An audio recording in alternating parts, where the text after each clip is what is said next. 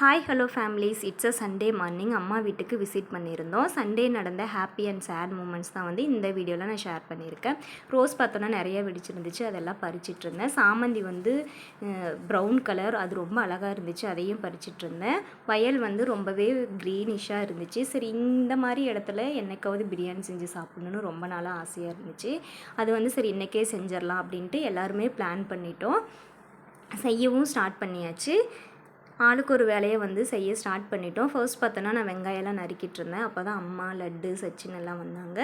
அம்மா பார்த்தோன்னா எனக்கு கொத்தமல்லி, புதினா எல்லாமே கட் பண்ணி கொடுத்துட்டு இருந்தாங்க. லட்டு வந்து கூடவே வந்து விளையாடிட்டு இருந்தா ஜாலியாக. சச்சின் வந்து தக்காளியே க்ளீன் பண்ணிவிட்டு அதையும் எனக்கு கட் பண்ணி கொடுத்து ஹெல்ப் பண்ணான். நாங்கள் பார்த்தோன்னா 3/4 கிலோ அரிசி எடுத்திருந்தேன். அதுக்கு வந்து 1 kg சிக்கன் எடுத்திருந்தோம். நெக்ஸ்ட்டு வந்து புதினா, கொத்தமல்லி இதெல்லாம் க்ளீன் பண்ணிவிட்டு அதையும் ஒரு பக்கமாக கட் பண்ணி வச்சாச்சு. அடுத்து தம்பி வீட்டாரும் வந்து கூட ஜாயின் பண்ணிட்டாங்க. அப்பா பார்த்தோன்னா பிரியாணி செய்யறதுக்காக அடுப்பு வந்து ரெடி பண்ணி கொடுத்து ஹெல்ப் பண்ணார். சச்சினும் சௌமியாவும் பார்த்தோன்னா இஞ்சி பூண்டு 2 பேரும் மாறி மாறி தட்டி கொடுத்துட்டு ஹெல்ப் பண்ணாங்க. எல்லாத்தையும் ஒரு வழியாக கட் பண்ணி எடுத்து வச்சுட்டு ஃபைனலி பிரியாணி பண்ண ஸ்டார்ட் பண்ணியாச்சு. சச்சின் விறகு எடுத்துகிட்டு வந்து கொடுத்துருந்தான். அம்மா வந்து அடுப்பு வந்து பற்ற வச்சு கொடுத்துட்டு கிளம்பிட்டாங்க.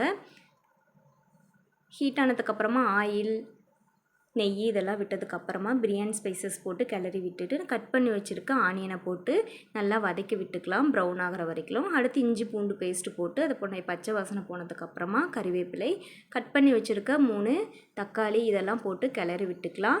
உப்பு சேர்த்துட்டோம் அப்படின்னா சீக்கிரம் தக்காளி வதங்கிடும். அடுத்து பார்த்தோன்னா கட் பண்ணி வச்சுருக்க புதினா, கொத்தமல்லி இதெல்லாம் கிளறி விட்டுட்டு ஹோம்மேட் பிரியாணி மசாலா, இது வந்து ஆல்ரெடி நான் ஒரு வீடியோவில் போட்டிருக்கேன் எப்படி செய்கிறது அப்படின்னு. டிஸ்கிரிப்ஷனில் லிங்க் கொடுக்குறேன், போய் செக் பண்ணி பாருங்கள். இந்த மாதிரி பிரியாணி மசாலா அடித்து செஞ்சோம் அப்படின்னா பிரியாணி ரொம்பவே நல்லாயிருக்கும். நெக்ஸ்ட் ஒரு பாக்கெட் தயிர், அதையும் கிளறி விட்டதுக்கப்புறமா சிக்கனையும் போட்டு கிளறி விட்டுக்கலாம். 2 minutes விட்டோம் அப்படின்னா நல்லா சிக்கன் வெந்துடும். அதுக்கப்புறம் தண்ணி விட்டு கொதிக்க விட்டுக்கலாம். அது கொதிக்கிறதுக்குள்ளே கொய்யா மரத்தில் காய் இருக்கான்னு பார்க்க போனால் அங்கே பிஞ்சு தான் இருந்துச்சு. பரவாயில்லன்ட்டு அதுலேயும் 2 பறித்து சாப்பிட்டு வந்தோம். நெக்ஸ்ட்டு பார்த்தோன்னா அரிசியை கழுவிட்டு கொதிக்கிற தண்ணியில் வந்து போட்டாச்சு. இந்த தண்ணியும் கொதிக்கும் போது வந்து ஒரு லெமனை வந்து நம்ம பிழிஞ்சு விட்டுக்கலாம். ஒரு 10 minutes வந்து விட்டோம் அப்படின்னா தண்ணியெல்லாம் நல்லாவே சுண்ட ஆரம்பிச்சிடும். அடுப்பு வந்து அதிகமாக எரிய விடாமல் கொஞ்சமாக எரிய விட்டு க்ளோஸ் பண்ணி வச்சோம் அப்படின்னா அந்த தண்ணியெல்லாம் வந்து நல்லாவே சுண்ட ஆரம்பிச்சிடும். 10 minutes ஆச்சு பாருங்கள், தண்ணியெல்லாம் நல்லா சுண்டிருச்சு. இப்போ வந்து நம்ம வாழையில வச்சு தம் போட்டோம் அப்படின்னா பிரியாணி வந்து ரெடி ஆயிரும். அவ்வளோதான், பிரியாணி ரெடி ஆயிடுச்சு. தயிர் வந்து கொஞ்சமாக இருந்ததுனால நாங்கள் வந்து அதை மோர் மாதிரி செஞ்சுட்டோம். அடுத்து பார்த்தோம் அப்படின்னா பிரியாணியை இன்னொரு பாத்திரத்தில் மாற்றி நல்லா கிளறி விட்டுக்கலாம். சரி, செஞ்சதே செஞ்சுட்டோம், எல்லோரும் வந்து ஒன்றா சாப்பிட்லாம் அப்படின்ட்டு தம்பி போய் எங்கள் வாழை மரத்துலேயே நீட்டமாக ஒரு வாழையில வந்து கட் பண்ணிட்டு வந்து கொடுத்தான். எல்லாருமே ஒன்றா உட்காந்து சாப்பிட்லான்ட்டு சாப்பிட ஸ்டார்ட் பண்ணியாச்சு. இன்றைக்கி வந்து இந்த மூமெண்ட் தான் வந்து ரொம்பவே ஹாப்பியாக இருந்துச்சு. ஃபேமிலியில் எல்லோரும் உட்காந்து சாப்பிட்றது வந்து ரொம்பவே சூப்பராக இருந்துச்சு. நெக்ஸ்ட்டு பார்த்தோன்னா அண்ணா ஒய்ஃபு பிளாக் டீ வந்து போட்டு கொடுத்துருந்தாங்க. அதுவும் டேஸ்ட் நல்லா இருந்துச்சு. அது குடித்து முடிச்சதுக்கப்புறமா அப்பா பார்த்தோன்னா ஃபிஷ் வாங்கிட்டு வந்திருந்தார் 3 கிலோ. அதில் பாதி வந்து பொரிக்கிறதுக்காக தனியாக மசால் தடவி அதை காய விட்டுட்டோம். அதுக்குள்ளே பார்த்தோன்னா லட்டு எழுந்துட்டா. ஒரு வழியாக ஃபிஷ் எல்லாம் வந்து காஞ்சதுக்கப்புறமா பொரிக்கிறதுக்கு ஸ்டார்ட் பண்ணிட்டோம். இது பொரித்து முடிக்கிற வரைக்குமே லட்டு வந்து எங்களை விட்டு நகரவே இல்லைங்க, என் கூடவே தான் உட்காந்துட்டு இருந்தா. நானுன்ட்டு சொல்லிவிட்டு அவளும் வந்து ஃபிஷ்ஷை பார்த்துட்டு கேட்டுகிட்டே இருந்தா.